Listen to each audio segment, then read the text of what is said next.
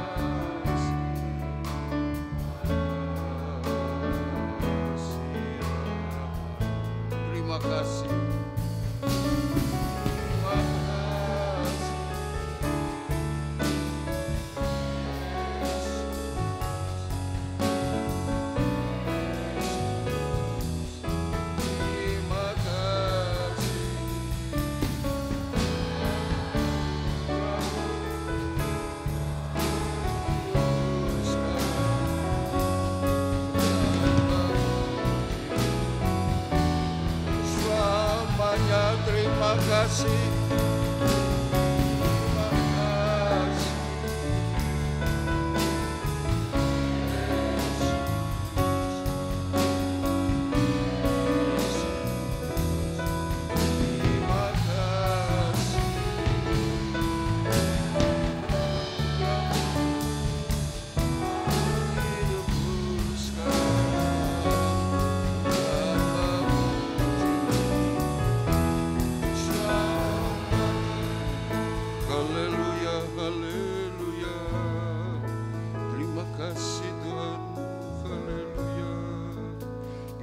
Sekali lagi ini pujian dari awal, nanti Ibu Grace tampil ke depan, buka di dalam doa.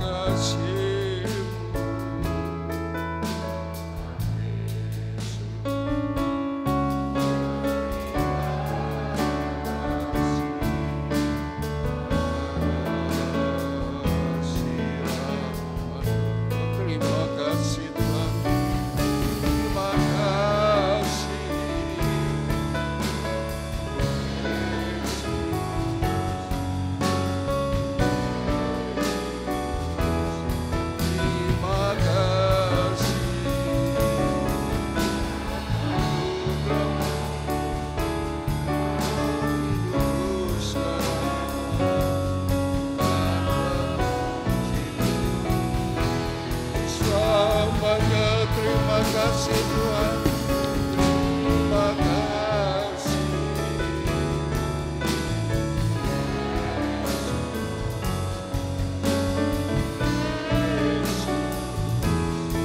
Terima kasih.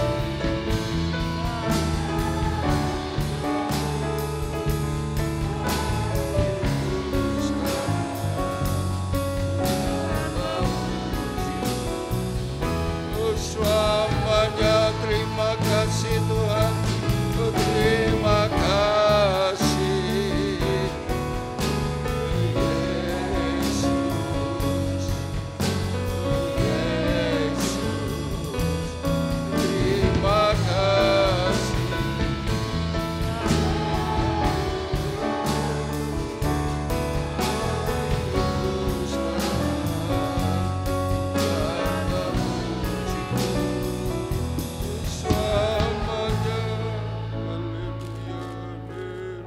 Haleluya, haleluya.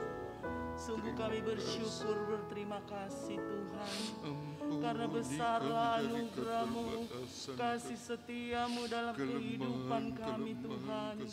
Engkau sudah menolong, memimpin kami sepanjang hari ini Tuhan. Dengan aktivitas kami Tuhan, kami sudah menjalaninya bersama dengan Tuhan. Dan saat sore menjelang malam hari ini, kami kembali ada dalam Ka'bah-Mu Tuhan.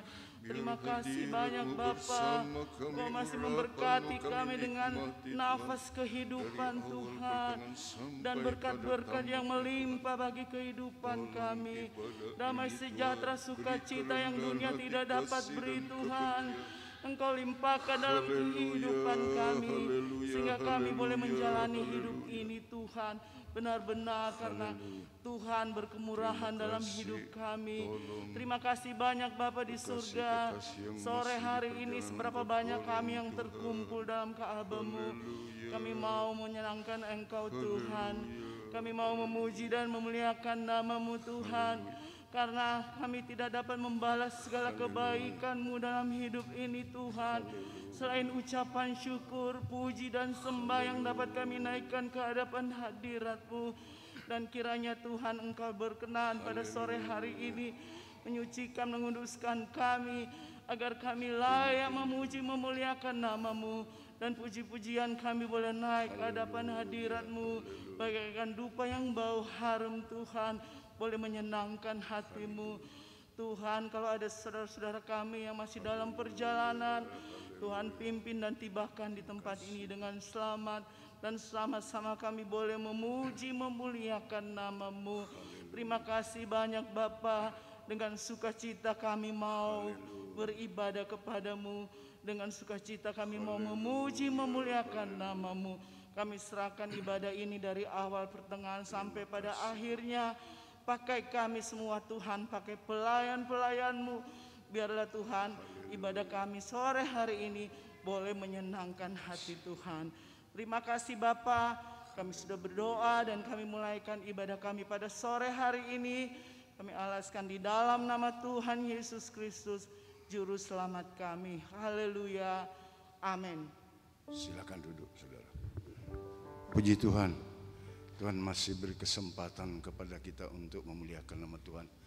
Saya undang kita bangkit berdiri semua, kita angkat nyanyian masuk hadirat-Nya.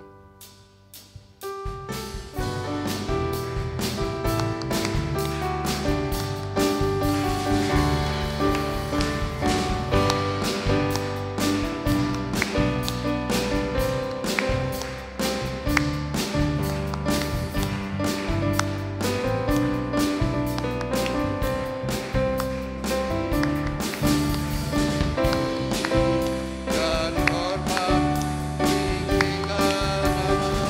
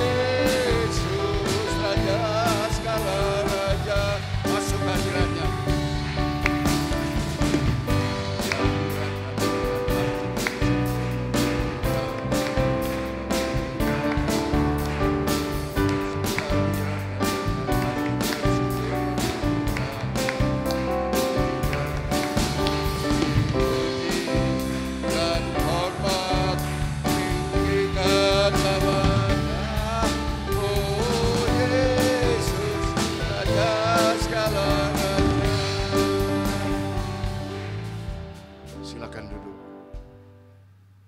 Waktu yang sempit ini kita mau memuliakan nama Tuhan dengan sungguh-sungguh yang keluar dari isi hati kita. Kita lupakan apa yang terjadi sepanjang hari ini. Kalau yang hal-hal negatif jangan kita ingat-ingat. Ya, kita ingat-ingat semua yang positif yang Tuhan lakukan dalam kehidupan kita. Sebagai manusia biasa tentu ada kekurangan, kelemahan, tapi bersyukur karena kebaikan Tuhan kita ada di tempat ini. Kita angkat lagi itu pujian, kita berkumpul.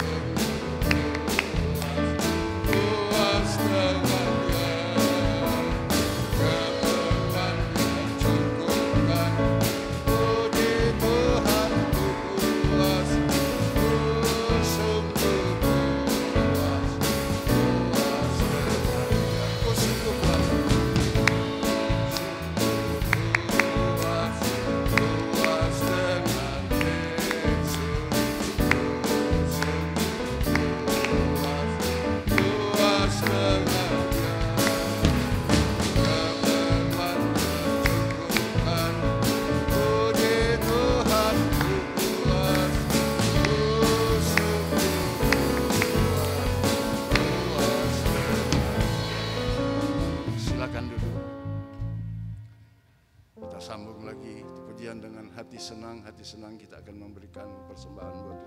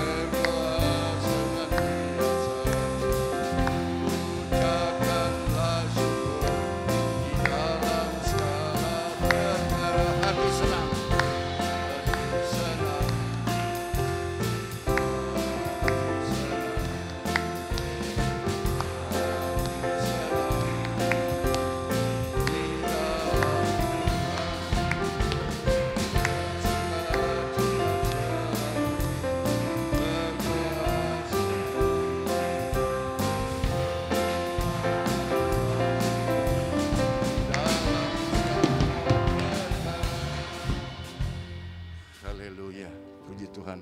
Waktu terbatas, tetapi Tuhan senang kita boleh memuji-muji Dia. Saya undang kita bangkit berdiri, kita akan menikmati kebenaran firman Tuhan. Kita angkat itu pujian, Tuhan adalah kekuatanku.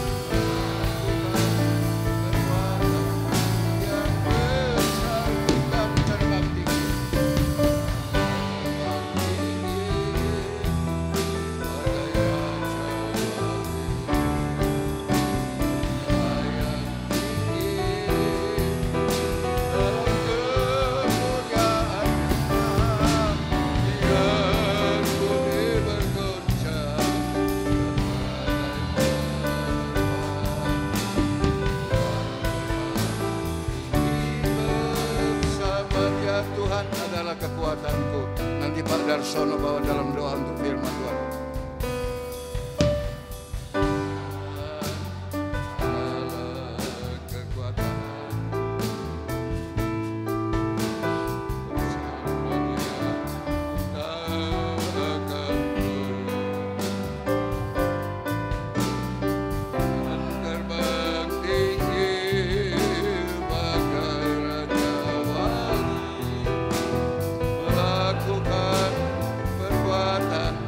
yang besar bukan terbang tinggi,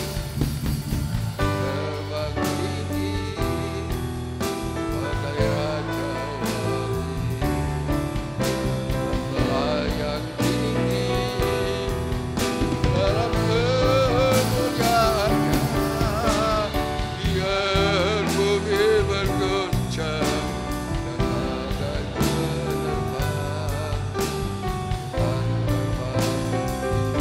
bersama dia ku kan terbang tinggi,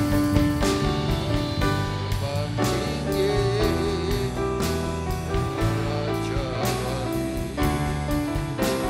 melayang tinggi dalam kemuliaannya, biar bumi bergoncang dan badai menerpa, Tuhan terbang tinggi bersamanya. Haleluya, haleluya, Haleluya. ini kerinduan kami semua. Bapa di surga, Bapa yang kami sembah di dalam nama Tuhan Yesus Kristus yang menjadi juru selamat kami. Terima kasih Tuhan atas segala keberadaan kami pada sore hari ini ya Bapa. Kami umat-Mu datang kepadamu ya Bapa. Kami telah memuji-muji Engkau ya Tuhan. Biarlah kiranya Tuhan pujian itu menjadi sesuatu yang menyenangkan Engkau ya Bapa. Karena itulah yang menjadi satu sukacita di dalam kehidupan kami. Terima kasih Bapa. Kalau sampai pada saat sore hari ini ya Bapa, kami boleh datang kembali tuh Bapa, menyembah, memuji dan memuliakan Engkau ya Bapa. Kami juga mengucap syukur dengan Bapak Gembala kami yang dalam keadaan sehat pada sore hari ini ya Bapa. Kami boleh bersama-sama Tuhan memuji-muji Engkau ya Bapa. Terima kasih Tuhan. Kami percaya Tuhan, Kau sudah persiapan hamba-Mu pada sore hari ini ya Bapa, yang akan memberitakan sebagian daripada firman-Mu ya Tuhan. Biarlah firman-Mu itu Tuhan tertanam di hati dan pikiran kami ya Tuhan. Bahkan dapat kami lakukan Tuhan. Engkau menolong kami Tuhan untuk kami mampu terus berjalan sesuai dengan kehendak-Mu ya Bapa. Biarlah dunia ini semakin hari semakin gelap Tuhan, semakin sulit. Tetapi kami percaya Tuhan, bila firman-Mu ada di dalam kami, kami bersama-sama dengan Engkau Tuhan. Hari-hari yang kami lalui Tuhan, semua dapat kami lalui dengan baik ya Bapa. Terima kasih Tuhan. Terpujilah Engkau ya Tuhan Yesus. Terima kasih Bapa. Kami serahkan firman-Mu hanya di dalam nama Tuhan Yesus Kristus yang menjadi juru selamat kami. Haleluya. Amin. Puji Tuhan, silakan duduk, kita akan dengar firman Tuhan dari Bapak Dolfi.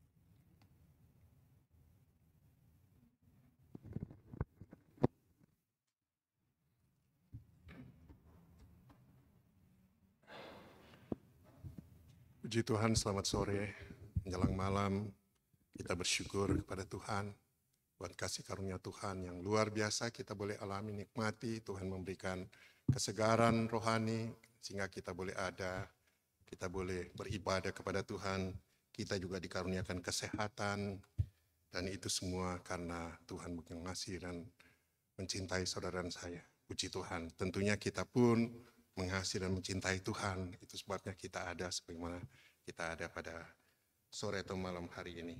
Saya pun berterima kasih kepada Bapak Ibu Gembala yang mempercayakan saya sore malam hari ini untuk menyampaikan akan kebenaran firman Tuhan. Puji Tuhan.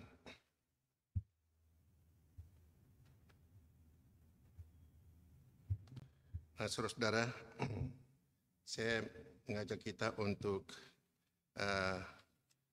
mengawali akan pembacaan firman Tuhan pada sore atau malam hari ini dengan satu ayat yang pendek. Kita semuanya sudah pasti hafal, anak-anak sekolah minggu pun sudah hafal. Tapi setiap ayat firman Tuhan, panjang pendeknya ayat itu, semuanya bermakna bagi keselamatan saudara saya. Nah, saya mengawali dalam kitab Matius pasalnya ke-22. Matius pasalnya 22, ayatnya yang ke-14. Matius 22 ayat 14. Sebab banyak yang dipanggil, tetapi sedikit yang dipilih. Banyak yang dipanggil, tapi sedikit yang dipilih. Kalau kita baca ayat-ayat sebelumnya dari Matius pasal 22 ini sebelum masuk ke ayat yang ke-14 itu, berbicara tentang orang-orang yang akan masuk dalam kerajaan sorga yang kekal itu. Nah, saudara dipanggil. Kita semua orang-orang yang dipanggil oleh Tuhan. Setiap orang percaya kepada Tuhan, mereka adalah orang-orang yang dipanggil oleh Tuhan untuk mendapatkan apa? Keselamatan tentunya. Nah, tapi kok kenapa ayat ini bilang banyak dipanggil tapi sedikit yang terpilih? Berarti tidak semua yang dipanggil itu akan masuk dalam kerajaan sorga. Kemudian jadi pertanyaan, kriterianya yang terpilih, yang dipilih itu seperti apa? Padahal firman Tuhan juga sudah menjelaskan, misalnya saja di dalam kitab Yohanes pasal yang ke-3:16, karena begitu besar kasih Allah akan dunia ini, sehingga Dia telah mengaruniakan anaknya yang tunggal, supaya barang siapa yang percaya kepadanya, tidak binasa melainkan beroleh hidup yang kekal. Itu kan Siapa yang percaya, beroleh hidup yang kekal. Nah, tentunya firman Tuhan itu tidak berhenti di ayat itu saja. Kalau misalnya saya sampai kepada Yohanes 3 ayat 16, ya ayat-ayat yang lain sih nggak perlu Tapi bukan hanya sampai di situ. Percaya itu tentunya ada proses ke depan. Kita masih tinggal dalam dunia. Nah, keselamatan itu harus terus dijaga dan dipelihara. Jadi kalau kita lihat sebetulnya, kita dipanggil untuk dipisahkan dari dunia ini. Dikuduskan, dipisahkan dari dunia ini. Tentunya dipisahkan dalam ini bukan secara jasmani, kita harus terpisah dari orang-orang yang tidak mengenal kepada Tuhan, dari orang-orang yang tidak percaya kepada Tuhan. Saya percaya bahwa hari-hari kita juga ketemu, bahkan di dalam pekerjaan juga selalu bersama-sama dengan orang-orang yang mereka mungkin juga notabene belum mengenal Tuhan. Tapi maksudnya di sini, dipisahkan dari dunia ini, artinya dipisahkan dari dunia, dari perbuatan-perbuatan dunia yang tidak berkenan kepada Tuhan. Nanti kita lihat sebentar bagaimana caranya Nah, mari kita lihat dulu, kita dipanggil, kita diselamatkan oleh Tuhan. Bahkan kita diselamatkan, kitab Roma katakan bahwa kita diselamatkan ketika kita masih berdosa. Coba kita lihat di dalam kitabnya yang ke Roma pasalnya yang ke-5. Ayatnya ke-8. Roma pasal 5 ayatnya ke-8 berbunyi begini. Akan tetapi Allah menunjukkan kasih-Nya kepada kita oleh karena Kristus telah mati untuk kita ketika kita masih berdosa. Jadi ketika kita masih berdosa, karena kita percaya, kita menikmati keselamatan itu. Tetapi seperti yang saya katakan tadi bahwa keselamatan itu kan tidak sudah percaya kemudian stay aja di situ. Tidak, ada prosesnya. Jadi dipanggil, dikuduskan, dipisahkan dari dunia ini. Supaya memperoleh hidup yang kekal. Nah, persoalannya bagaimana mempertahankan keselamatan yang dikaruniakan oleh Tuhan itu. Di situ masalahnya. Itu sebabnya di dalam kitab Filipi pun kalau kita kembali ke kitab Filipi pasalnya yang kedua, ayatnya ke-12. Filipi pasal 2 ayatnya 12, di sana dikatakan, hai saudara-saudaraku yang kekasih, kamu senantiasa taat. Kita taat, kita datang beribadah kepada Tuhan. Karena itu tetaplah kerjakan keselamatanmu dengan takut dan gentar. Bukan saja seperti waktu aku masih hadir, tetapi terlebih pula sekarang waktu aku tidak ada. Keselamatan itu harus dikerjakan rupanya senantiasa. Tentunya kita paham gitu. Loh, bukannya keselamatan sudah dikaruniakan? Iya, tapi kita itu kan masih tinggal dalam dunia. Dunia dengan begitu macam persoalan yang dapat saja merenggut keselamatan yang sudah dikaruniakan kepada saudara dan saya. Nah, saudara-saudara yang dikasihi Tuhan, dipanggil dan dipilih. Tentunya menjadi pertanyaan bagi saudara dan saya. Apakah kita yakin bahwa kita pun adalah orang-orang yang dipilih oleh Tuhan? Karena dipanggil itu adalah inisiatif Tuhan. Keselamatan itu adalah inisiatif Tuhan. Kita dipanggil inisiatif Tuhan, Tuhan panggil. Bukan karena kita baik. Tapi inisiatif Tuhan untuk melaporkan saudara dan saya. Tadi kita sudah lihat, kita pernah katakan bahwa kita diselamatkan justru pada waktu kita masih berdosa. Oleh karena kita percaya kepada Tuhan, Yohanes pasal 3:16. Sekalipun kita berdosa, kita dipanggil oleh Tuhan. Kita dipisahkan oleh dunia ini, dikuduskan. Diselamatkan. Namun tentunya, kita ini masih dalam dunia ini. Itu sebabnya kita Filipi pasal 2 tadi kita udah baca bahwa keselamatan itu harus dikerjakan dengan takut dan gentar. Ada satu penekanan di sana, takut dan gentar. Nah, makanya menjadi pertanyaan, apakah kita semua pribadi-pribadi yang ada pada malam hari ini, kita yakin bahwa kita adalah orang-orang yang dipilih oleh Tuhan? Kita memang sudah diberikan keselamatan, tapi untuk masuk dalam kerajaan sorga yang kekal itu adalah orang-orang yang dipilih.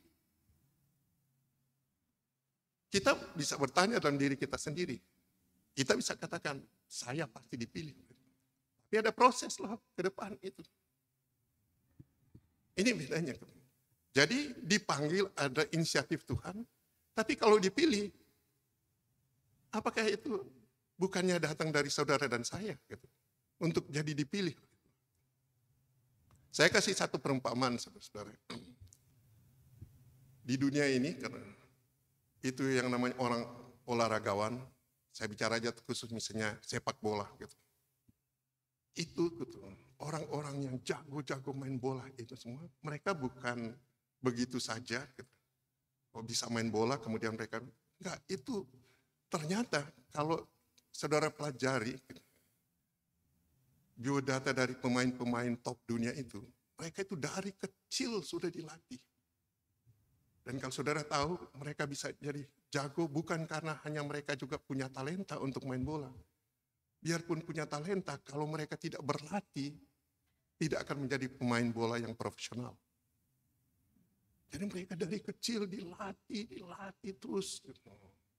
Untuk mengembangkan talenta yang sudah ada, dilatih terus. Kalau saudara membaca mungkin biodata daripada Cristiano Ronaldo, gitu. Satu pemain top yang luar biasa, gitu. Sehingga dia mempunyai income sampai triliunan rupiah. Gitu.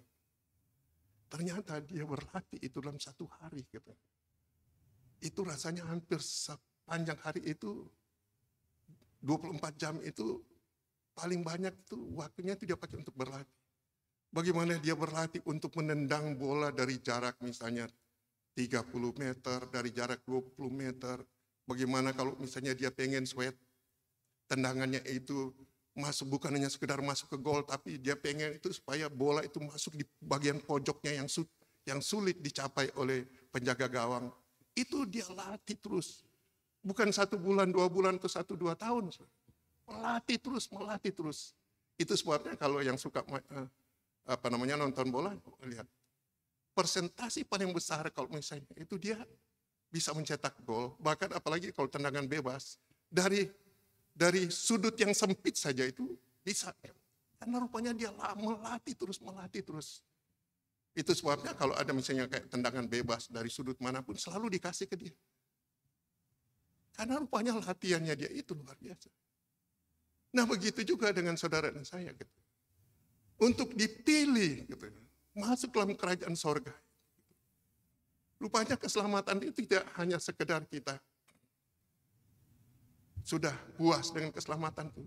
Tapi rupanya harus dilatih. Kerohanian ini harus dilatih terus, harus dilatih terus. Nah, dilatih itu tentunya banyak cara. Nanti kita lihat gitu. Melatih itu, menanggalkan hal-hal yang duniawi. Seperti yang saya katakan tadi. Gitu. Kita dipanggil, dipisahkan dari dunia ini, dikuduskan. Agar kita jangan lagi tercemar dengan dunia ini. Tapi ini gitu. Jadi soal dipilih adalah soal saya dan saudara. Tuhan itu memilih bukan karena suka atau tidak suka. Like or dislike, enggak. Karena Tuhan ternyata mau semua manusia itu diselamatkan. Ya bayangkan gitu. Tadi kita sudah lihat bagaimana di dalam Roma pasal 5 ayat 8 tadi katakan bahwa kita diselamatkan justru ketika kita masih berdosa. Jadi Tuhan kepengen semua manusia itu. Tapi untuk masuk dalam kerajaan sorga, kriterianya adalah yang dipilih tentunya. Itu satu contoh yang saya lihat tadi. Sekarang kalau misalnya anak-anak muda mungkin kalau mau melamar pekerjaan kan, gitu. Biasanya kan ada kriterianya. Kalau misalnya ditulis itu harus ada setidak-tidaknya S1 gitu. Dan seperti banyak kesaksian dari Bapak Iskia kan seringkali mengatakan kalau di Astra itu sampai yang melamar itu sampai ribuan. Tapi kok yang masuk itu kadang-kadang itu cuma berapa orang ya? 10-20 orang dari sekian. Standarnya ada memang diberitahu bahwa yang boleh melamar di situ adalah orang-orang yang sesuai dengan kriteria yang diharapkan oleh perusahaan. Misalnya dia harus S1. Atau misalnya ada punya experience pengalaman kerja sekian lama. Tapi kemudian dari situ diseleksi. Sampai dapat yang terbaik. Nah kalau dunia saja seperti itu. Begitu juga kehidupan. Karena apa? Di sorga itu, yaitu semuanya kudus. Tidak ada lagi yang tercemar dengan hal-hal duniawi di sorga. Nah itu sebabnya dipilih itu bukan karena Tuhan tidak mengasihi saudara dan saya. Tuhan mau semua umat yang dipanggil itu supaya masuk dalam kerajaan surga yang kekal.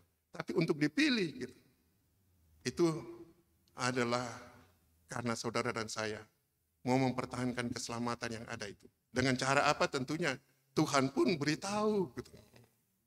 Nah, saudara-saudara yang dikasih Tuhan, keselamatan itu seringkali gitu, bisa mudah hilang. Kalau kita kembali kepada ayat tadi di dalam kitab Matius pasal 22, lebih jelas lagi mungkin di kitab Lukas pasalnya ke-14. Saudara lihat, dari semua yang dipanggil dan diundang untuk masuk di dalam satu perjamuan yang Tuhan buat itu. Tuhan kan membuat satu perumpamaan. Kerajaan surga itu bagaikan seorang yang membuat pesta. Gitu. Dan semua diundang. Tapi saudara perhatikan, kalau di dalam kitab Lukas pasalnya 14, justru yang diundang itu, yang menolak. Gitu. Sehingga Tuhan bilang, udah pergi sampai ke persimpangan-persimpangan jalan. Siapapun panggil untuk datang ke pesta itu. Tapi yang diundang justru, semuanya menolak. Dan ternyata yang menolak kalau saudara pelajari, orang-orang yang sudah mapan secara jasmani. Perhatikan, Lukas pasal 14 itu mengatakan, yang menolak itu apa?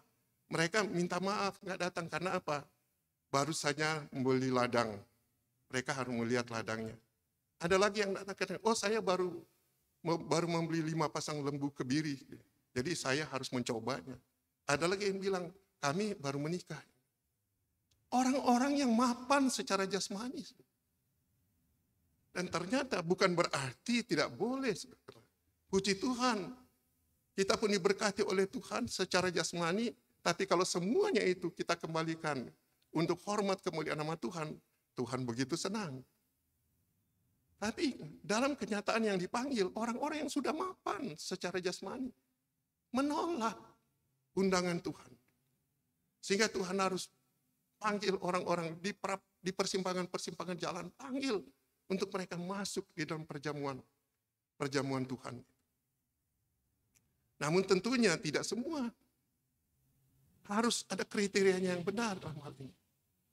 Nah, rupanya keselamatan yang Tuhan sudah karuniakan kepada saudara dan saya, itu juga mudah terpengaruh di dunia ini.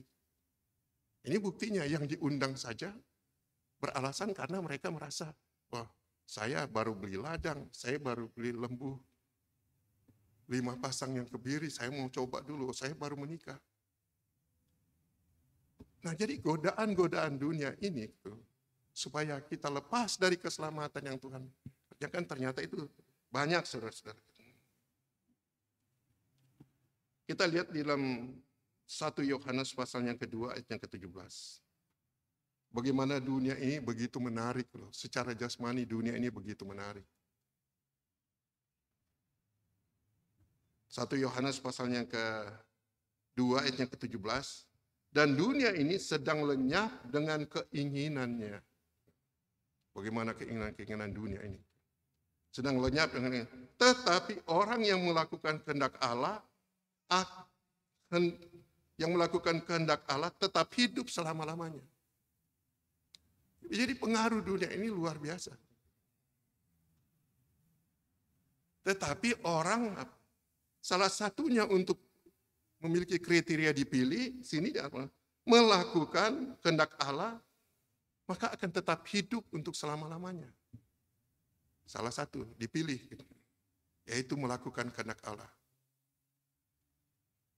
Beribadah kepada Tuhan, meninggalkan hal-hal yang tidak berkenan kepada Tuhan, dan melakukan apa yang Tuhan kehendaki, akan hidup untuk selama-lamanya.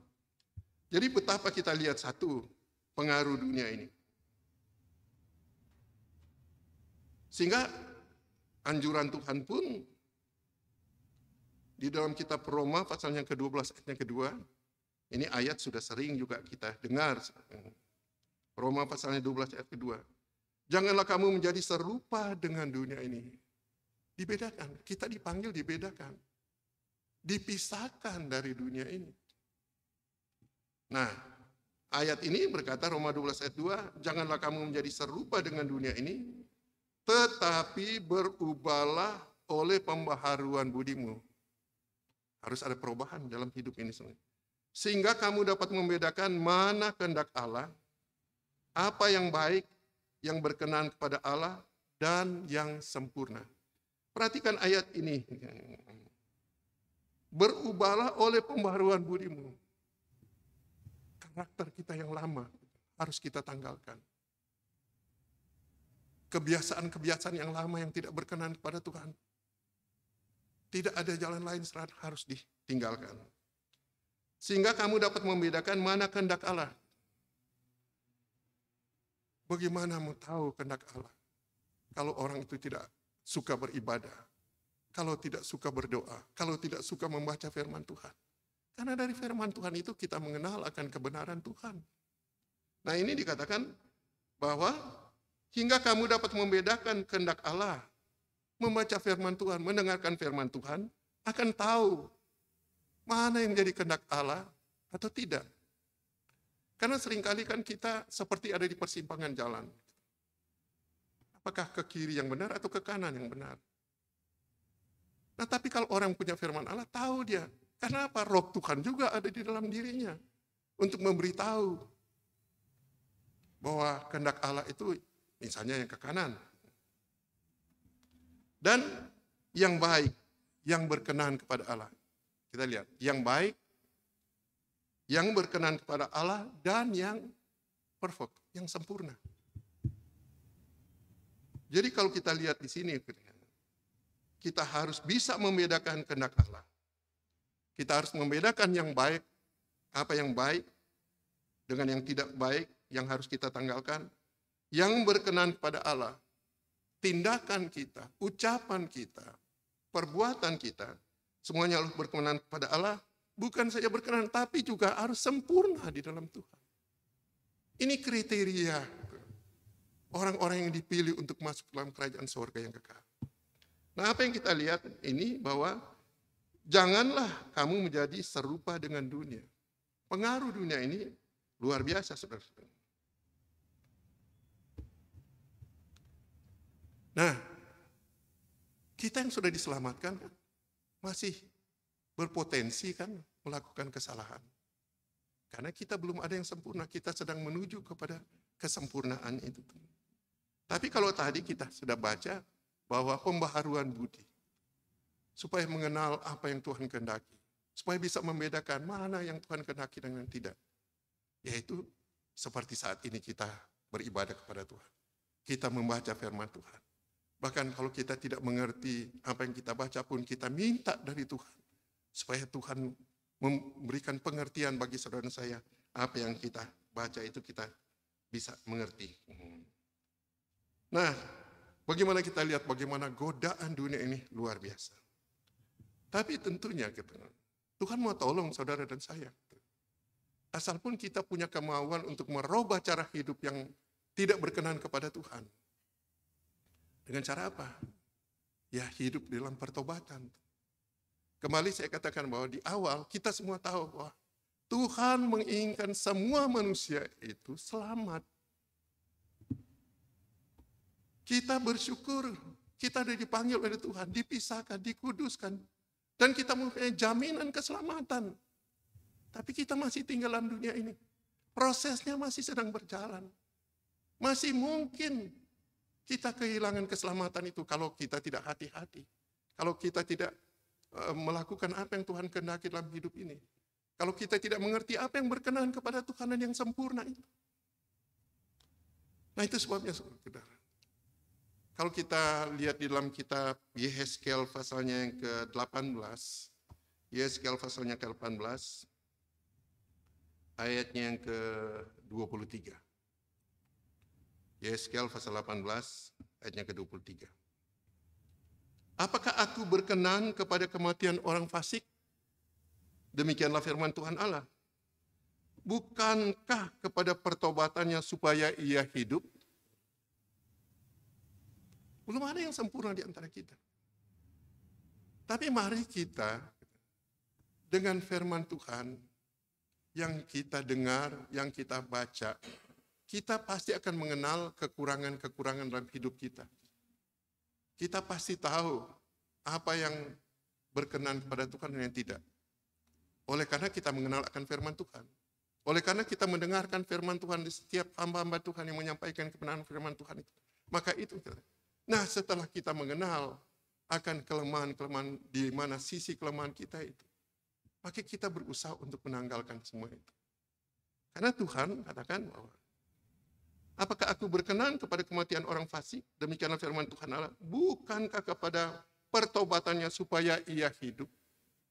Ini mari menanggalkan hal-hal yang tidak berkenan kepada Allah supaya kita hidup.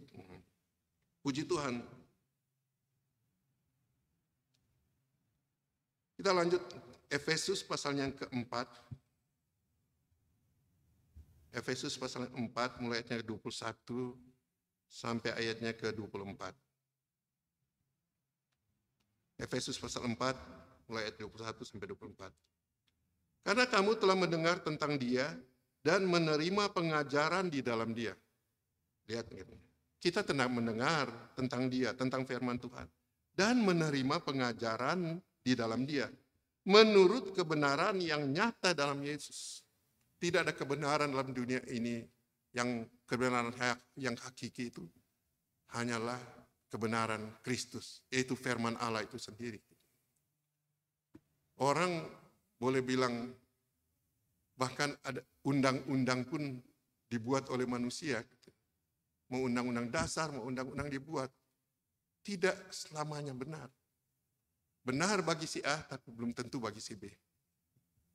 Benar bagi pemerintah, belum tentu bagi masyarakatnya. Itu kebenaran dunia, kebenaran manusia. Tapi kebenaran yang sesungguhnya adalah firman Allah itu. Kita lanjut. Yaitu bahwa kamu berhubung dengan kehidupan kamu yang dahulu, harus menanggalkan manusia lama yang menemui kebinasaannya oleh nafsunya yang menyesatkan. Lihat di sini katanya, yaitu bahwa kamu berhubung dengan kehidupan kamu yang dahulu. Semua kita berdosa, bahkan kita diselamatkan ketika kita masih berdosa. Tadi kita sudah baca kitab Roma pasalnya ke-5. Kita diselamatkan.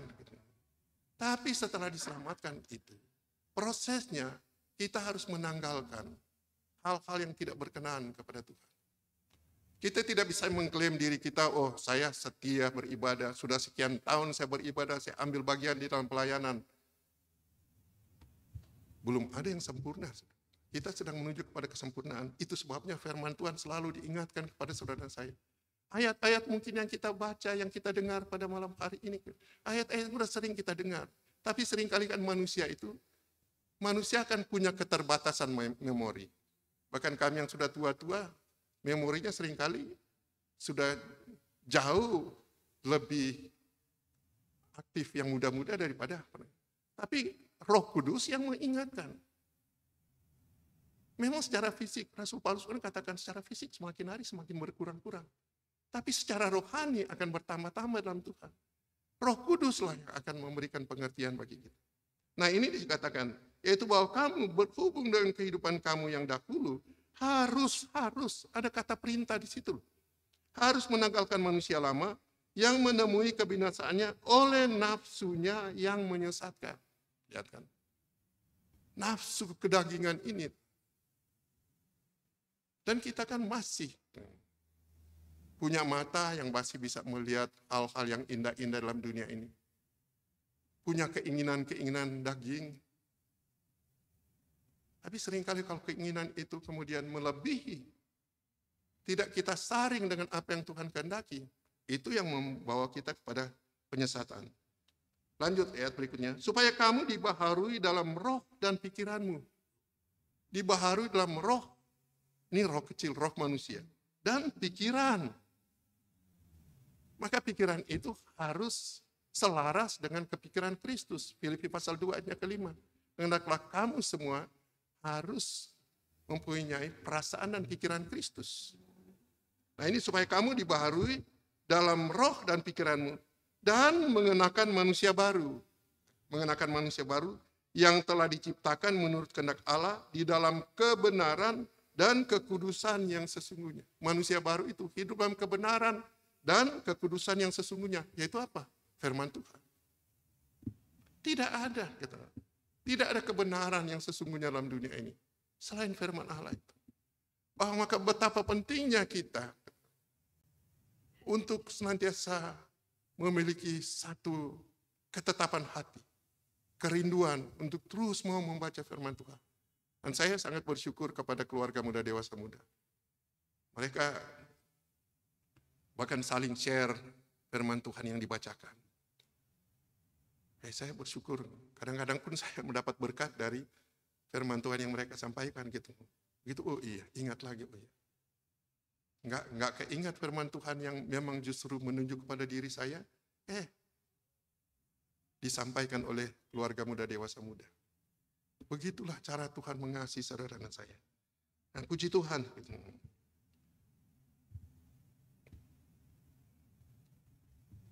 Kita lanjut gitu.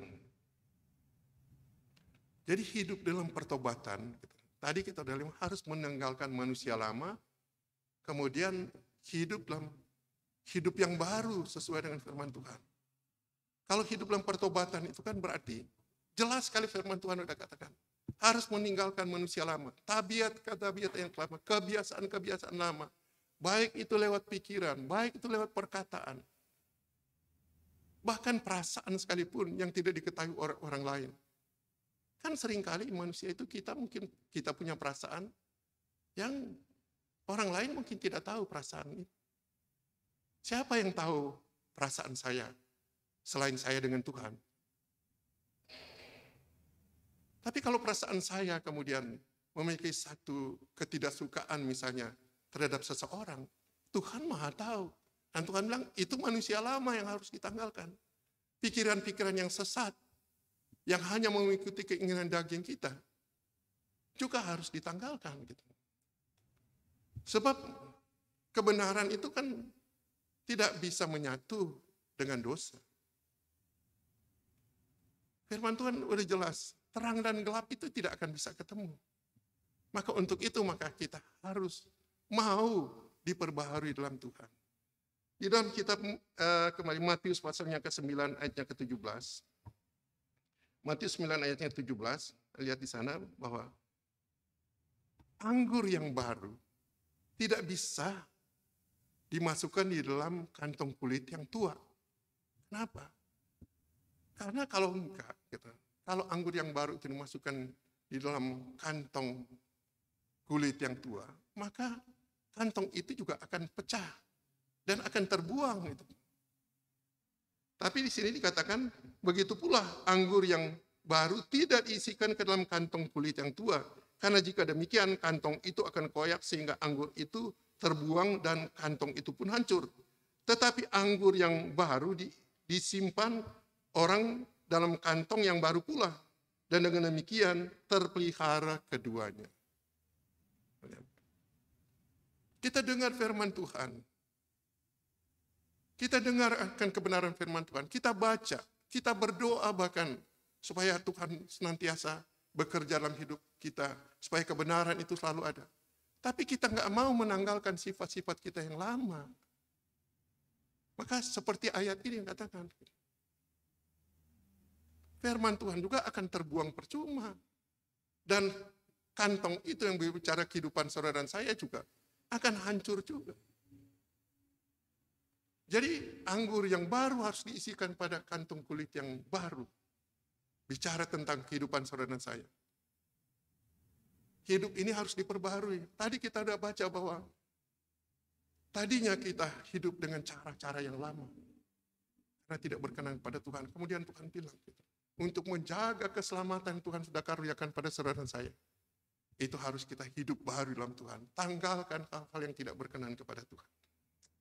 Oh, begitu luar biasa ini. Kalau kita mau menikmati firman Tuhan, betapa Tuhan itu mengasihi saudara dan saya.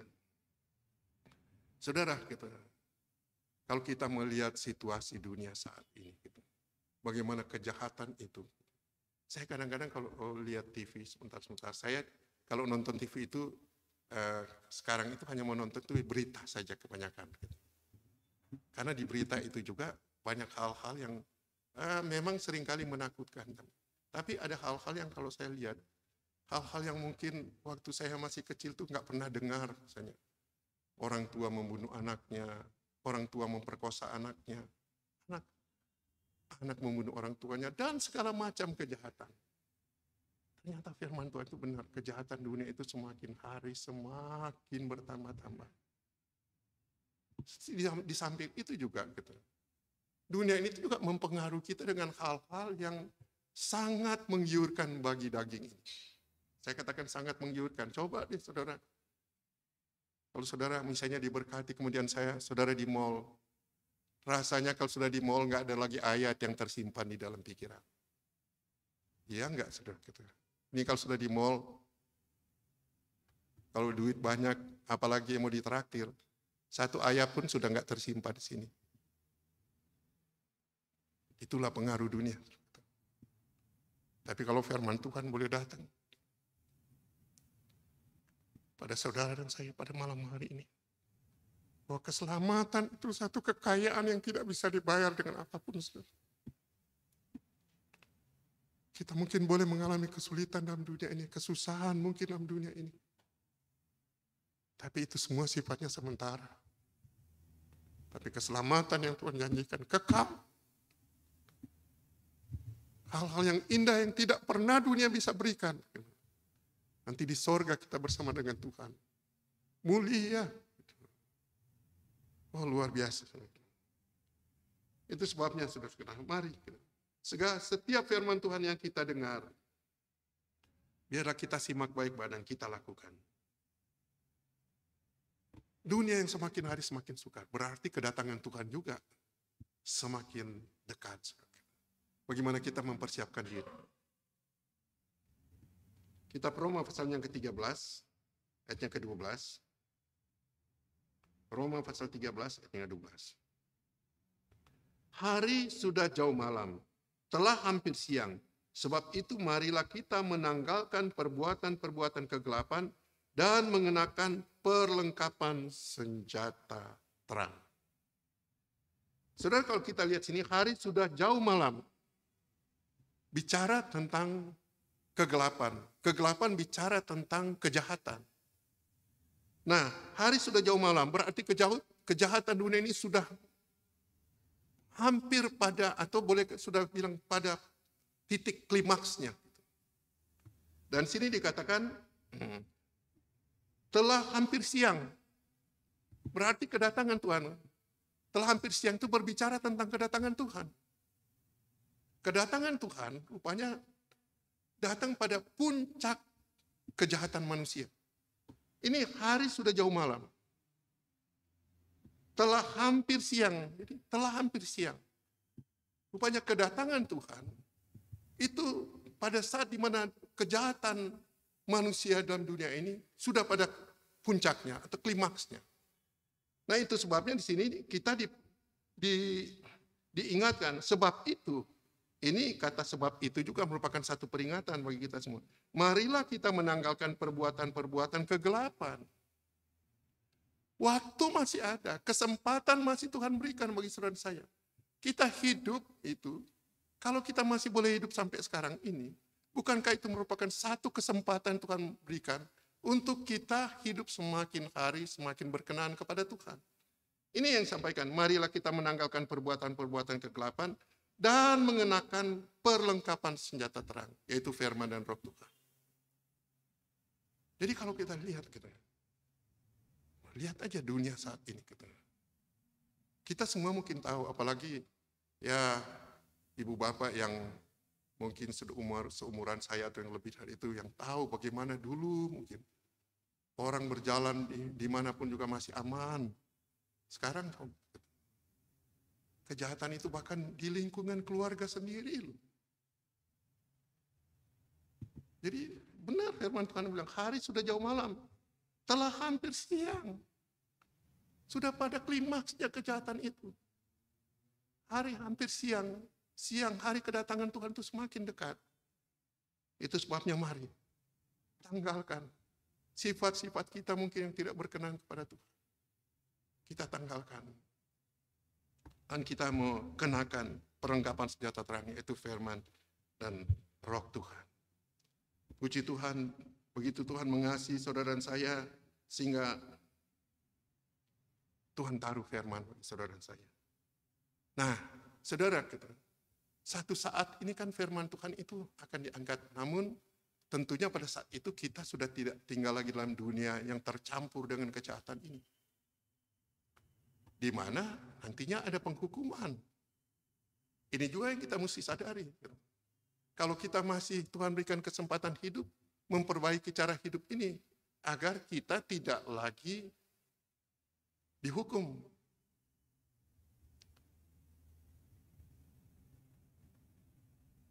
Mari saudara kita lihat dalam Matius pasal yang ketiga ayat yang ke-12.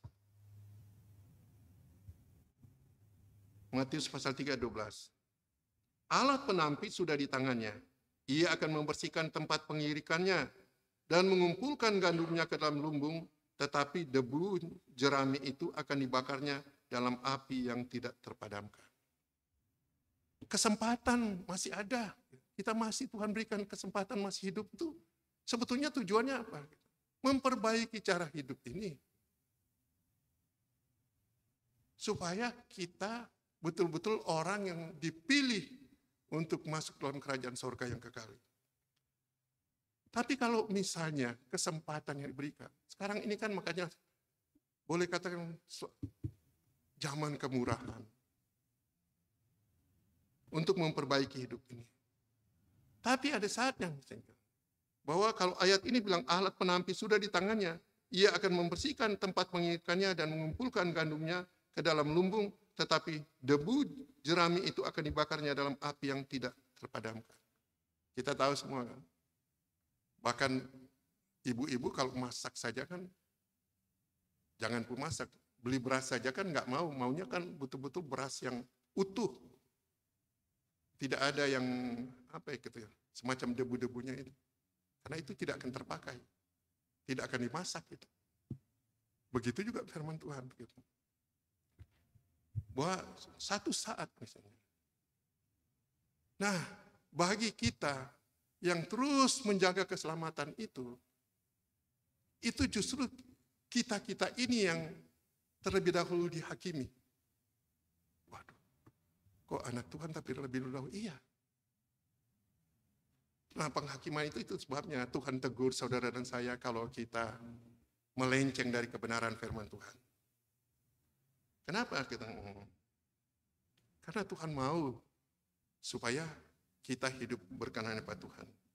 Kita lihat lagi di dalam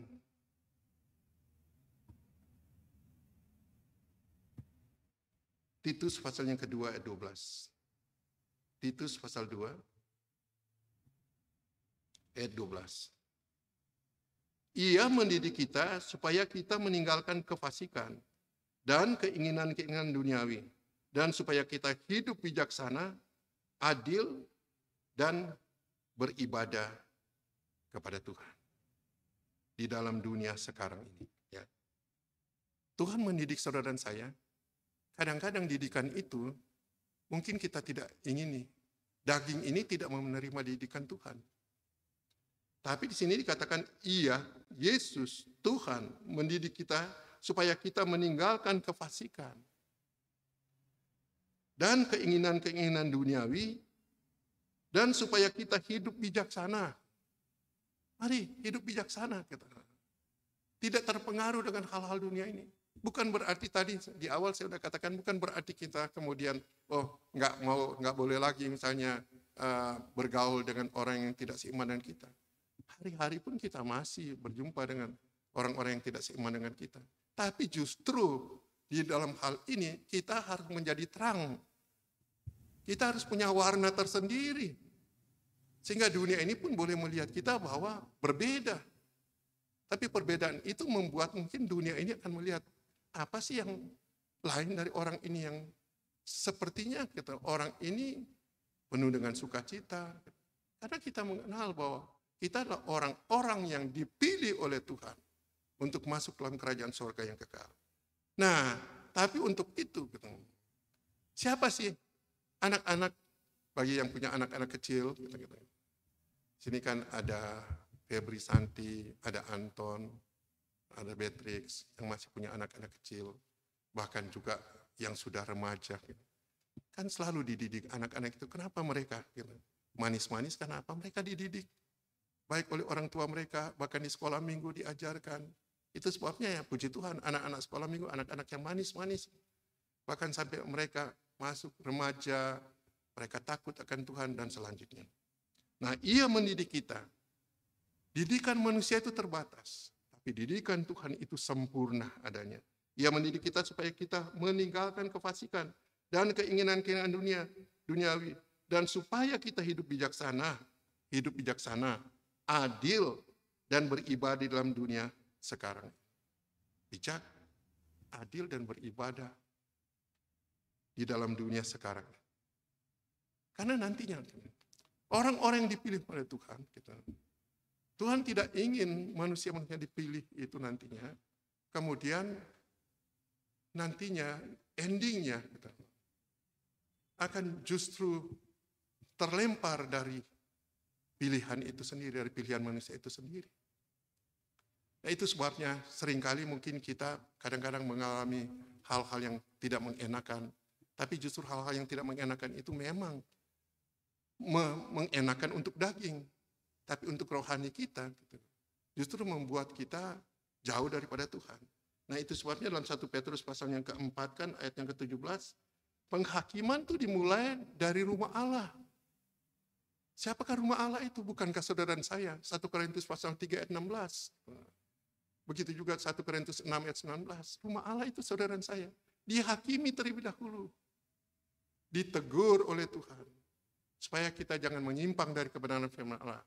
Karena nanti satu saat bahwa penghakiman yang sesungguhnya itu bagi mereka-mereka yang tidak percaya kepada Tuhan, yang hidupnya di luar daripada ketentuan-ketentuan firman Allah. Nah, puji Tuhan kita punya firman Tuhan yang selalu mengingatkan saudara saya. Mari, supaya kita tetap di dalam pilihan, terpilih untuk masuk dalam kerajaan surga yang kekal. Kita sudah dengar firman Tuhan. Bukan saya pada malam ini, begitu banyak firman Tuhan yang kita dengar, yang kita baca. Tapi rupanya firman Tuhan itu harus perlu diingatkan. Sebagai ayat yang terakhir, saya ingin baca di dalam kitab 2 Petrus pasal yang pertama. 2 Petrus pasal yang pertama ayatnya ke-10 dan 11. 2 Petrus pasal yang pertama ayat 10 dan 11. Karena itu saudara-saudaraku, berusahalah sungguh-sungguh supaya panggilan dan pilihanmu makin teguh. Perhatikan sini, supaya panggilan. Kita semua dipanggil, diselamatkan, dikuduskan. Dan pilihanmu, pilihan saudara dan saya, makin teguh. Sebab jikalau kamu melakukannya, kamu tidak akan pernah tersandung. Dengan demikian, kepada kamu akan dikaruniakan hak penuh untuk memasuki kerajaan kekal, yaitu kerajaan Tuhan dan Juru Selamat kita, Yesus Kristus. Ada satu himbauan lagi di ayat ini, di awal ayat ini, di ayat 10 kata, karena itu saudara-saudaraku, berusahalah sungguh-sungguh supaya panggilan dan pilihanmu makin teguh. Sebab jikalau kamu melakukannya, kamu tidak akan pernah tersandung. Dengan demikian kepada kamu akan dikaruniakan hak penuh untuk memasuki kerajaan kekal, yaitu kerajaan Tuhan dan Juru Selamat kita, Yesus Kristus. Berusaha sungguh-sungguh. Apapun keadaan saudara dan saya, mari kita mau bersungguh-sungguh untuk datang kepada Tuhan, melakukan apa yang Tuhan kehendaki. Nama Tuhan dipermuliakan, kita bahkan sekalipun kita masih dalam dunia ini juga, kita boleh alami bagaimana pemeliharaan Tuhan yang ajaib dan luar biasa itu. Karena kita mau taat kepada firman-Nya. Puji Tuhan, Tuhan kiranya memberkati kita semua. Sebelum saya serahkan kepada Ibu Gembala.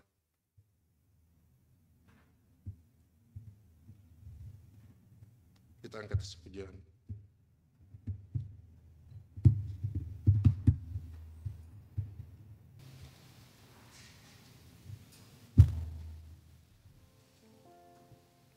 Hidupku menggenapi firman.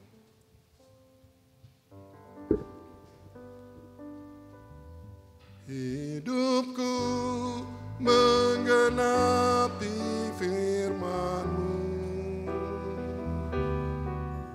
Tanda mujizat sertai tiap langkahku.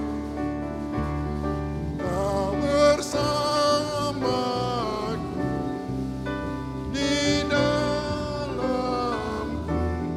jadi bukti kebesaran-Mu.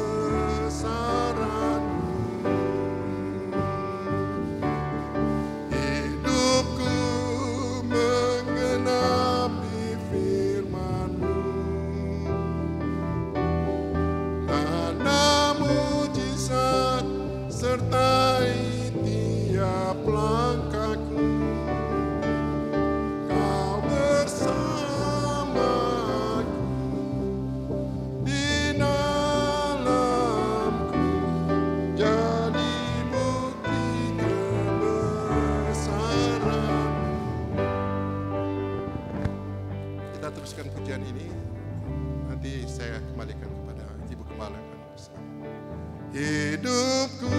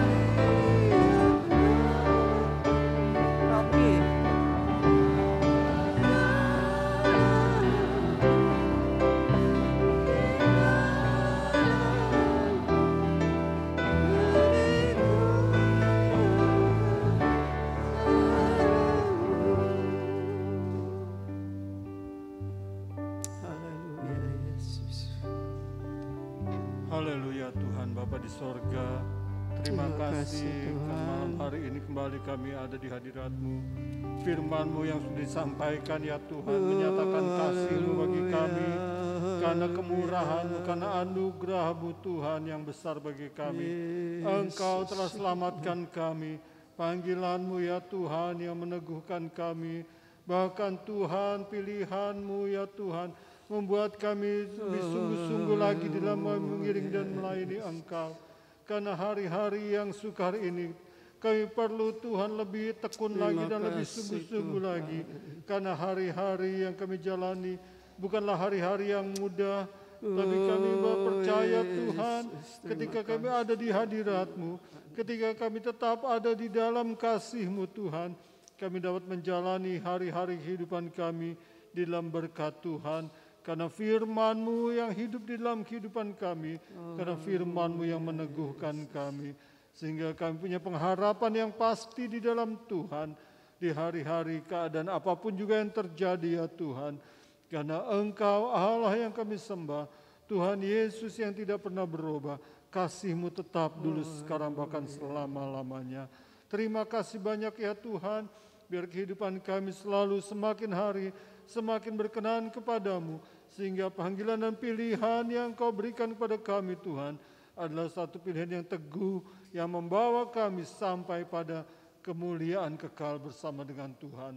Sementara kami ada di dalam dunia ini tetap terpelihara di dalam kasih-Mu yang besar bagi kami. Terima kasih Tuhan, memberkati hamba-Mu yang sudah menyampaikan firman-Mu, memberkati kami semua yang sudah mendengar firman-Mu, dan kami pulang dengan sukacita, damai sejahtera, dengan kekuatan yang menyertai kami. Dalam nama Tuhan Yesus Kristus, Juru Selamat kami. Haleluya. Kami bersyukur dan berterima kasih kepada-Mu Tuhan senantiasa. Karena kami yang ada pada malam hari ini, kami yakin Tuhan Engkau telah panggil kami. Biarlah kami meyakinkan diri kami, Engkau telah pilih kami Tuhan. Dari sekian banyak manusia di atas muka bumi ini, Engkau jadikan kami menjadi milik-Mu Tuhan. Ini semua bukan karena kerja kami, tetapi oleh karena kemurahan-Mu yang senantiasa Engkau nyatakan di dalam kehidupan kami. Biar nama-Mu senantiasa dimuliakan dan dibesarkan dalam kehidupan kami, dalam perbuatan kami, dalam apa yang kami lakukan di dalam dunia ini. Kami boleh merasakan Tuhan pimpinan-Mu senantiasa, dari kemenangan datang pada kemenangan. Terima kasih banyak Bapa dalam sorga. Saatnya sebentar kami akan pulang ke rumah kami masing-masing. Pimpin kami, sertai kami, dan kuasai seluruh keadaan kami, untuk kami boleh memuji dan membesarkan nama-Mu. Kami telah berdoa di dalam nama Tuhan Yesus Kristus, Juru Selamat dan Penebus dosa kami. Amin.